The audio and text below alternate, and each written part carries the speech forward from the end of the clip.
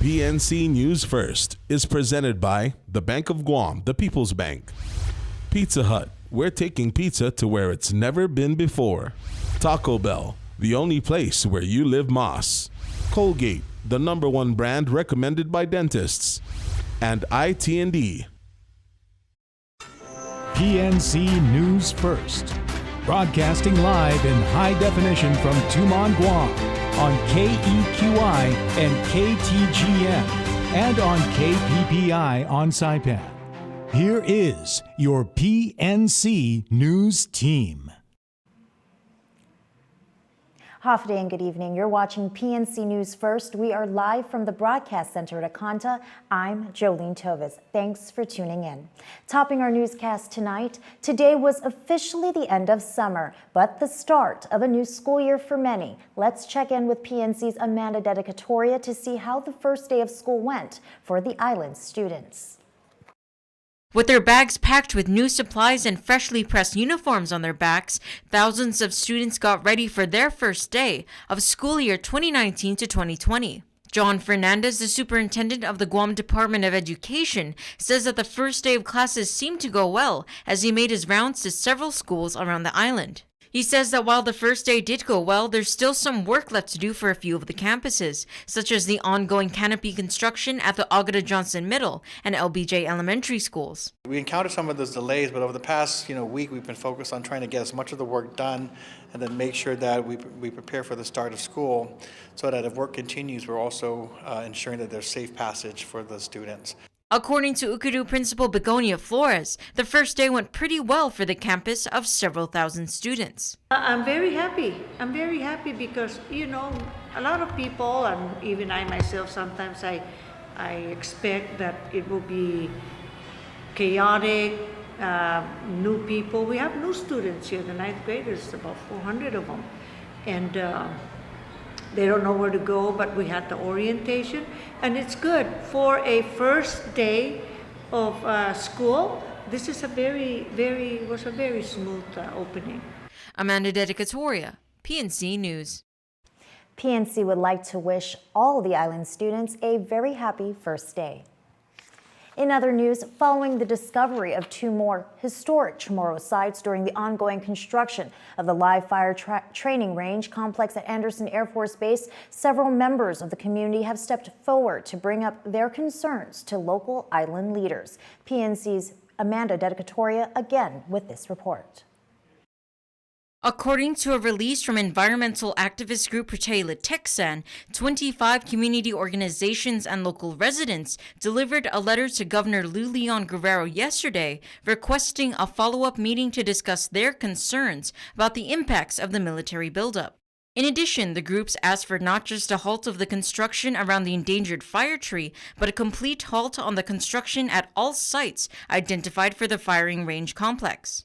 This letter comes in light of a statement issued by Senator Kelly Marsh Titano, in which she cited that the Department of Defense studies have indicated that Northwest Field is the most harmful option for the community compared to other sites considered for the construction. They want to go forward with bulldozing this conservation area and this area to create 5 new ranges. We're just pointing to the fact that this area itself was found to not be feasible, and yet they worked to try to figure this out. So we want them to apply that same working to really take into consideration what the community has been expressing for years and years and years. The senator also brought up Resolution 73-104 from the United Nations, which she says asserts that the administering power of non-self-governing territories have to safeguard cultural resources.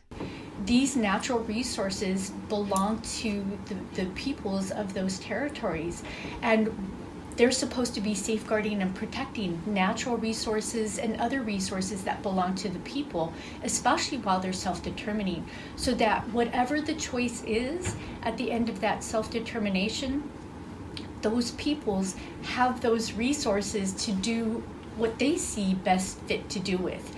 Amanda Dedicatoria, PNC News.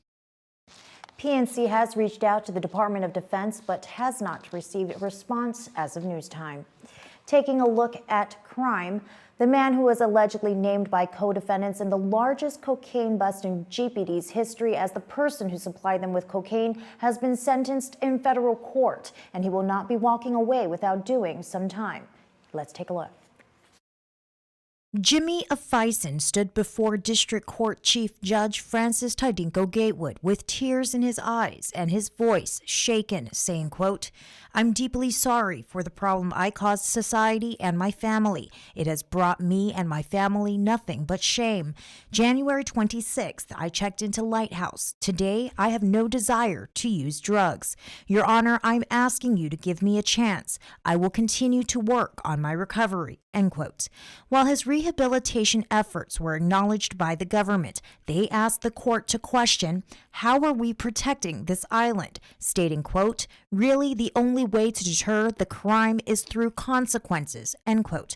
This argument was made by United States Attorney Laura Sambataro, who recommended that Jimmy Afison be sentenced to 6 months incarceration for helping his cousin, Robert Afison, deal cocaine on Guam streets. While Jimmy's attorney Curtis Vandeveld argued that without the cooperation of his client, authorities would not have been led to the barrel of cocaine that Robert claimed to have found washed up on his Talafofo property, Sambataro adamantly stated, quote, "You need to spend time in jail. You don't get to be in the community that you hurt," end quote. Vandeveld pleaded to the court to take into consideration the amount of cooperation Jimmy has provided and his efforts for self-rehabilitation, requesting that the court hand down a sentence of no jail time, but instead community confinement and/or house arrest. However, Chief Judge Tidinko Gatewood sided with the government that time must be served and that the sentencing recommendation provided by the government did in fact consider Jimmy's assistance to authorities. On the low end of the spectrum, Jimmy will serve 6 months incarceration, but that sentence will be deferred for 1 month to allow Jimmy to complete his in-house treatment with the Lighthouse Recovery Center. After the completion of his treatment, he will then be remanded to the Bureau of Prisons to serve out his time. Following his incarceration, he will be placed on 3 years of supervised release. Jolene Toves, PNC News. We'll keep it here after the break. We take a look at a circular economy concept being explored as a sustainable option for Guam.